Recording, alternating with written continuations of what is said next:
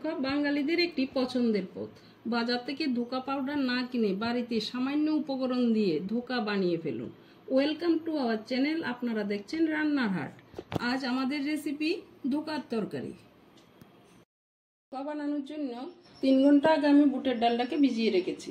এখন আমি বুটের ডালটাকে গ্রাইন্ডারে কিছু আদা কুচি, কাঁচা লঙ্কা ও হালকা লবণ দিয়ে পেস্ট করে নিয়েছি। খাওয়ার জন্য তাতে কিছুটা পরিমাণ আমি আদা কুচিও দিয়ে দিচ্ছি, আপনারা চাইলে নাও দিতে পারেন। ধোকা বানানোর জন্য ফ্রাই প্যানে কিছুটা তেল দিয়ে দিয়েছি। এবার তাতে আমি কালো জিরে দিয়ে দিচ্ছি।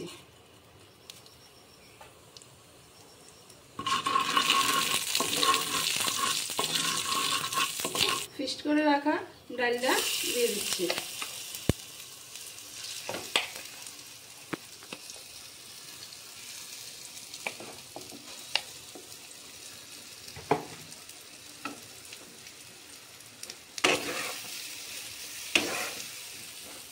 ততক্ষণ না ফ্রাই প্যানে গা থেকে উঠে আসছে ততক্ষণ আমি এটা কষিয়ে নেব। ফ্রাই প্যান থেকে উঠানোর জন্য একটা স্টিলের থালে তেল লাগিয়ে নিয়েছি। গা থেকে ওটা ছেড়ে আসছে, তাই এখন এটা তেল লাগানোর থালে উঠিয়ে নেব।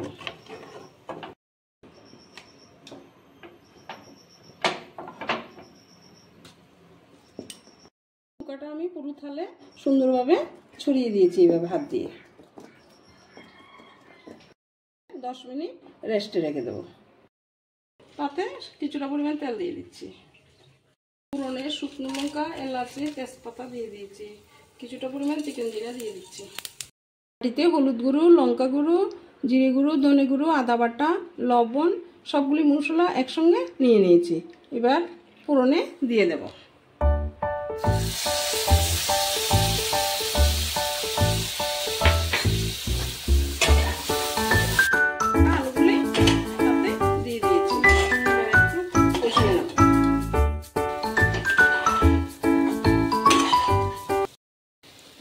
এবার কড়াইতে জল দিয়ে দিচ্ছি।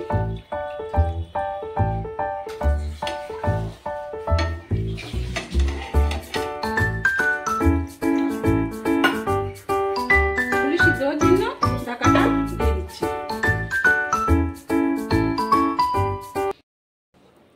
একটা ছুরি দিয়ে এখন ধোকাগুলি চৌকো করে কেটে নেব।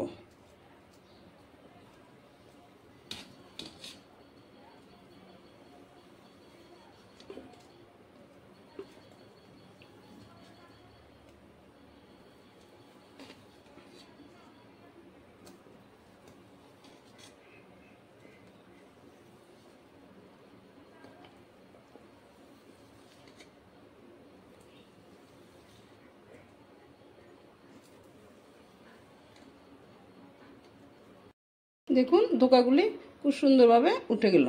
সবগুলি ধোকা এইভাবে উঠিয়ে নেব। ফ্রাই প্যানটা গরম হয়ে গেল। এবার ধোকাগুলি ভাজার জন্য আমি ফ্রাই প্যানে তেল দিয়ে দিচ্ছি।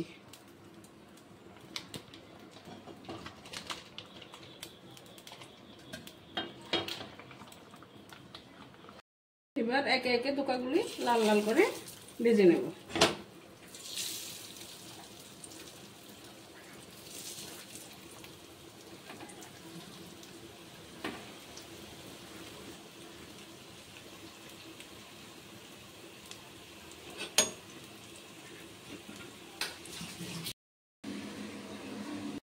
লাল লাল করে ভেজে একে একে উঠিয়ে নিচ্ছি।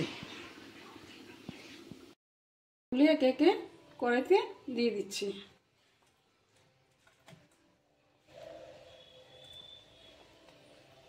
ঘি দিয়ে দেবো, গরম মশলা গুঁড়ো দিয়ে দেবো। তরকারিটা এবার নামিয়ে নিলাম। এইভাবে বাড়িতে ধোকা বানিয়ে গরম গরম ভাতের সাথে পরিবেশন করে দেখবেন, খুবই ভালো লাগবে। বরং দোকানের পাউডার দিয়ে বানানো ধোকার চেয়ে অনেক বেশি সুস্বাদু হবে। এমন নতুন নতুন ভিডিও পাওয়ার জন্য সাবস্ক্রাইব করুন রান্নার হাট।